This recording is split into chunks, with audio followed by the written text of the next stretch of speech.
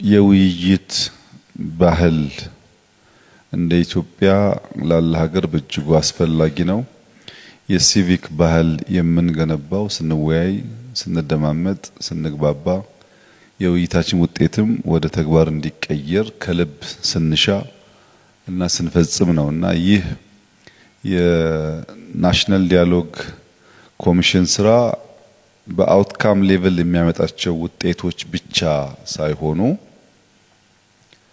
በባህልም ጭምር ለውጥ የሚያመጣ ይመስለኛል። የምክክር የውይይትን ልምምድ እንደ ሀገር እንድናጎለብት የሚያግዝ ነው። ሁላችሁም እንደምታውቁት ኢትዮጵያ ውስጥ እንደዚህ ያለ እድል ተገኝቶ አያውቅም። ስናገኘው ሊራከስብን አይገባም።